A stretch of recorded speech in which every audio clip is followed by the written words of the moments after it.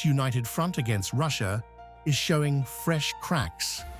At the EU's Foreign Affairs Council in Brussels, ministers once again failed to agree on the bloc's 21st sanctions package against Moscow.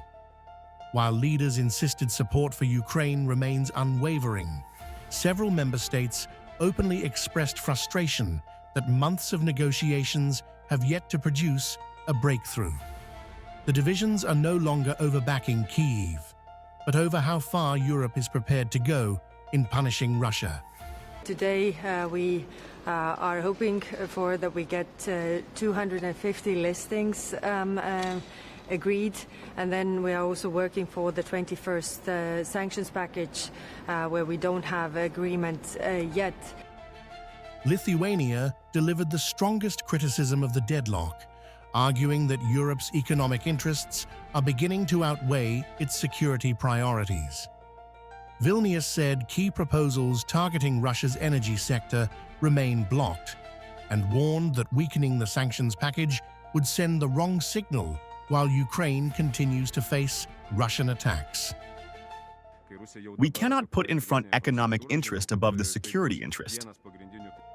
Latvia also rejected any suggestion of easing pressure on Moscow. Riga said it is pushing for the sanctions package to be adopted as quickly as possible, and made clear it will oppose any attempt by member states to dilute or lift existing restrictions on Russia. We hope that agreement will come maybe today, maybe tomorrow, in the upcoming days definitely. But for us, the easing of sanctions is not acceptable, and Latvia will not support the proposals from some of the member states to get a lift of some of the sanctions. It's not acceptable for us.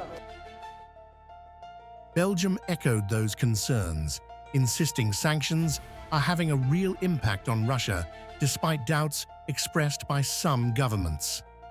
Brussels called on the European Commission to find a way to address the concerns of hesitant member states and finally secure agreement on the long-delayed package. It is essential to maintain a high degree of pressure to be able, indeed, to change the course of things in the attitude of Russia. We see that these successive sanctions bear their fruit, have an impact, contrary to what can sometimes be thought of. Despite the deadlock over the broader sanctions package, the European Union is still expected to approve its largest ever sanctions listing. EU Foreign Policy Chief Kaja Kallas said around 250 individuals and entities linked to Russia are expected to be added to the sanctions list, describing it as a direct response to Russia's recent attacks on civilians. Today we are hoping for that we get 250 listings agreed. This is the biggest number of listings we have done so far. It's also reaction to the attacks that Russia has had on the civilians recently. The meeting ended without a breakthrough on the 21st sanctions package, exposing the growing challenge of maintaining consensus among all 27 member states. While every government reaffirmed its support for Ukraine, today's debate showed the European Union is increasingly divided over how much additional economic pressure it is willing to place on Russia and how quickly it is prepared to act.